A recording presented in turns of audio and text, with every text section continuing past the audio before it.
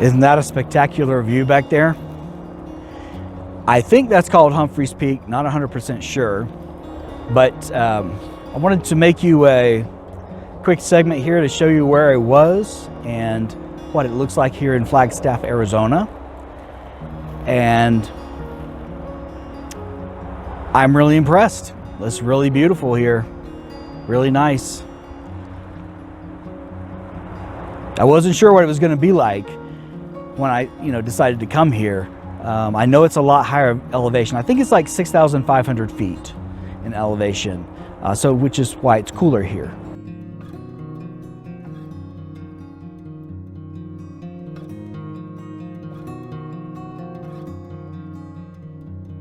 About 15 miles away from where I was camped in Flagstaff, there's this place. It's an abandoned ruin, I guess you could say, but it's called the Twin Arrows Trading Post. I did a little bit of research on it, went out there and did a little filming, so I'm going to show that to you now.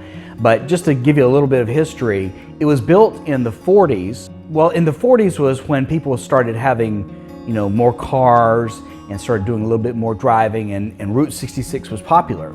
So, this was very close to Route 66, so people would stop and get gas, and then they would go in the, the trading post and find the different gifts, and I think there were a good number of gifts in there that were related to the Navajo because they're, in this area of Arizona. And also it had a diner on the left-hand side. It was called the Valentine Diner.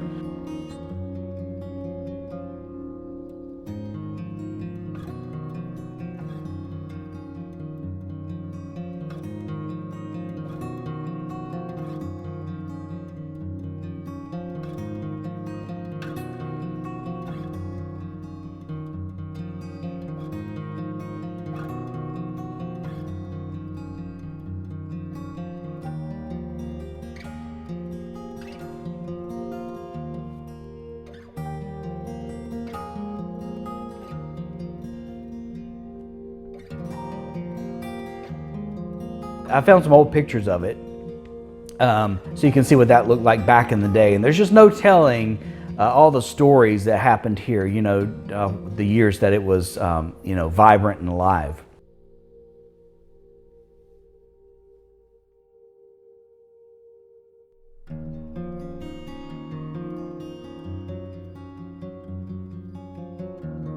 It had a lot of interesting things to it. I mean, first of all, it had a room in the back that had a fireplace in it. Who would expect that? It was almost kind of like a lounge. Now, I did actually tell you all this on site. I recorded all this stuff on site, but this I-40 now goes right by it, and there was so much traffic noise from I-40 you couldn't understand what I was saying, so that's why I'm re-recording it now. Pretty interesting place. It has a lot of graffiti, and some of it's good graffiti, and it's interesting to read some of the things that people have to say. You definitely get their viewpoint on life. They had not only do they have the big twin arrows out back, but they also had some big water tanks. In this part of Arizona, water is kind of scarce, probably less so now in modern times. But back then they had to get water and then put it in a big tank, so they had some huge water tanks there. And this is one of the many places that kind of went by the wayside when the interstate came through, I-40.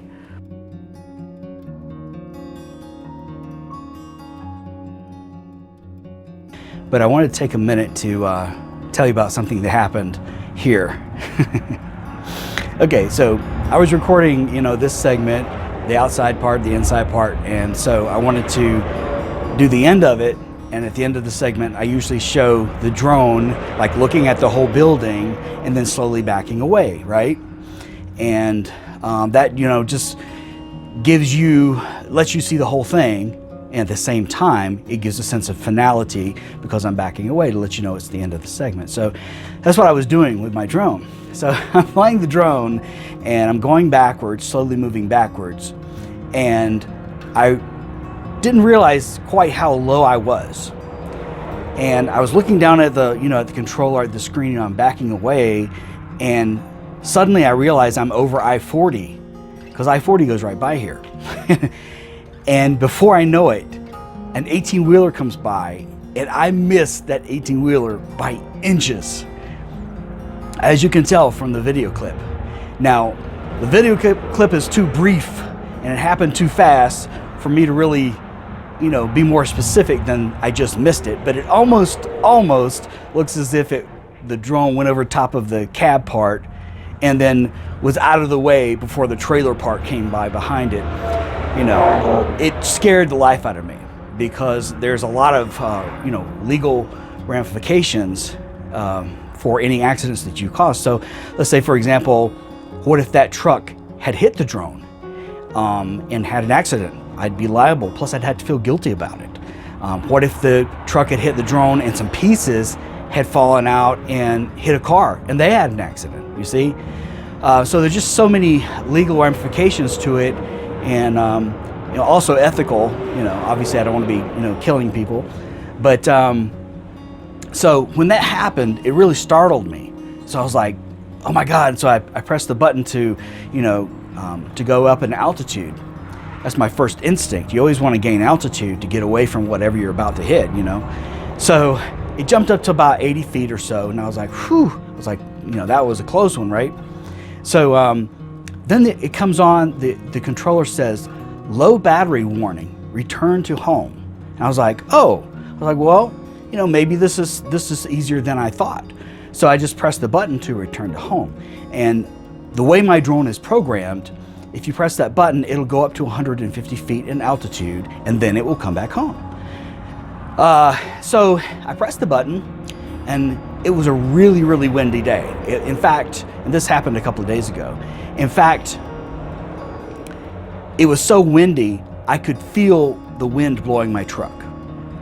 So the drone already has low battery power. It's fighting heavy winds, and it can't seem to get to 150 feet. This is really a very rare thing, because usually it's very agile and will jump right up there. So it's trying, it's expending more and more power to go against the wind to try to go higher, but the wind is just too strong.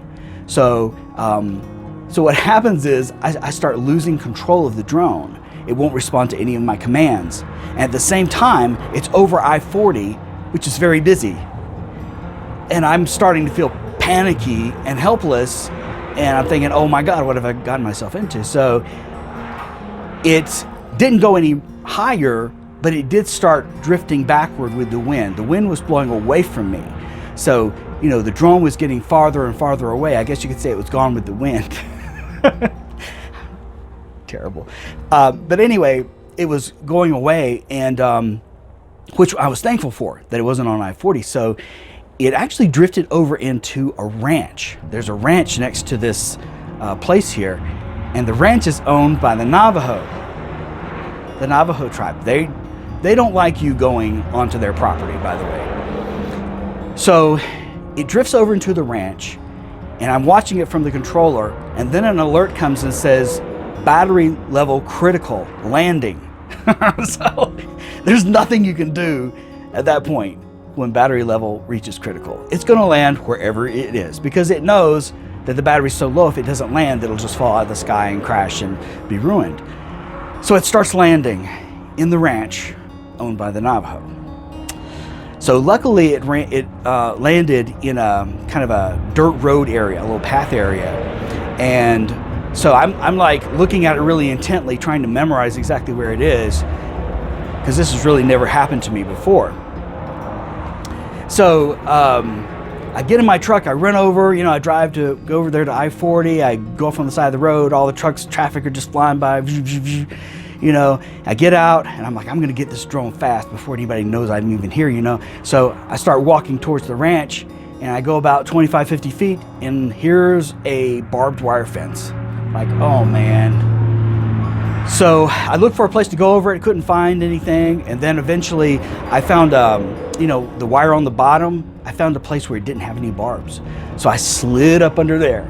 And so I was like, whew, got past that, so I'm like going towards the drone, There's this app on the controller, and it will, as long as the drone still has some battery power, it will still tell you exactly where it is. And because I know I could see a map and I could see where the drone was, and I could see where I was, and as I walked closer to it, I could see that moving on the map. So that was great. So that's how I was like finding it. So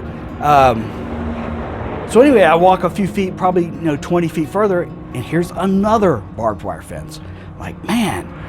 And then I start thinking, what creatures do they have on this farm that is so dangerous that they need 2 barbed wire fences? And here I am, going on this ranch. So that was kind of going through my mind. And then I was thinking, well, I'm clearly trespassing, and I hope the Navajo don't find out and report me. And I just had all these thoughts, and the whole time the controller's saying critical battery alert, critical battery alert. So anyway, I kept walking. I eventually found the drone before it ran out of battery, and it was just almost completely lifeless. There's a button you can press to get it to start beeping so you can better find it. And I walked up to it, and it was like, it was like barely alive. So I did find the drone. I didn't get arrested. I didn't have any accidents.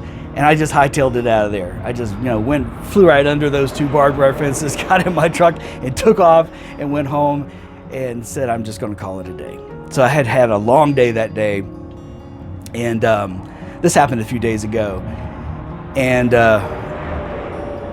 my legs were, I think I'd pulled a muscle in my leg, and I was just covered in dirt, and I was just tired and stressed.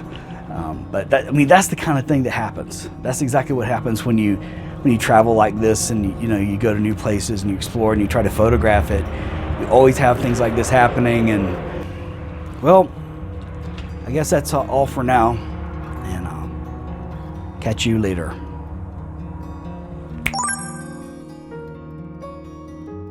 Anyway, I'm going to end this here because that's enough for now. Anyway, thanks for joining me, and catch you next time.